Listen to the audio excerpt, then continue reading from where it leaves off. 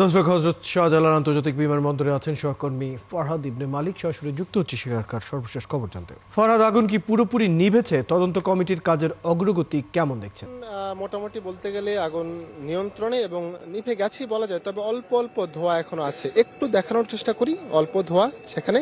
এই যে কার্গো ভিলেজটা রয়েছে, গতকাল 2:30টার দিকে যে কার্গো ভিলেজে আগুনটা লেগেছে, সেই আগুন নিভতে বিশাল সময় লেগেছে এবং খুব প্রচণ্ড বেগ পেতে হয়েছে ফায়ার সার্ভিস সহ অন্যান্য যে সকল বাহিনী যারা ছিল তাদের।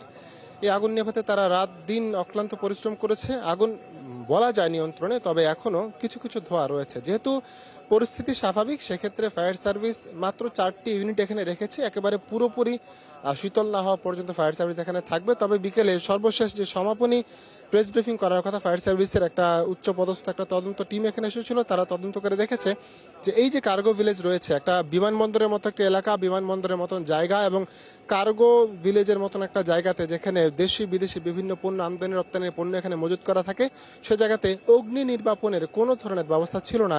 তার চেয়ে আরো বড় আশঙ্কার বিষয়, সবচেয়ে বড় প্রশ্নের বিষয় যে এখানে আগুন যদি লেগে যায়, ফায়ার ডিটেক্ট করার মতো কোনো ধরনের অত্যাধুনিক প্রযুক্তি সম্পন্ন ব্যবস্থা এখানে ছিল না। অর্থাৎ এখানে যদি আগুন লেগে যায়, কেউ বলতে পারবে না, কেউ জানবে না আগুন লেগে গেছে। এবং আগুন যদি লেগেই যায়, সেখানে আগুন নেভানোর জন্য যে ধরনের অত্যাধুনিক প্রযুক্তি বা যে সকল প্রযুক্তি দরকার হয় তাৎক্ষণিকভাবে প্রাথমিকভাবে, সেই প্রযুক্তিগুলো এখানে নেই। এই একটা অবস্থা। বিশাল রকমের ক্ষতি হয়েছে। বিজিএমইএ বিকেএমইএ এসেছিল, তারা এখানে বলেছে যে প্রায় 12,000 কোটি টাকার মতো ক্ষয়ক্ষতি হয়েছে। আর বেসামরিক বিমান পর্যটন উপদেষ্টা এখানে এসেছিলেন, তিনি বলেছেন 36 ঘন্টার মধ্যে এই কার্যক্রম সবকিছু সম্পন্ন করে যাতে আবার স্বাভাবিক পরিস্থিতিতে আনা যায়, সেই ব্যবস্থা তারা করছেন। এবং 9 নম্বর গেটের সামনে এখন যেই কার্গো যেগুলো রয়েছে, পণ্য যেগুলো রয়েছে, সেগুলো এখন রাখার ব্যবস্থা করা হয়েছে।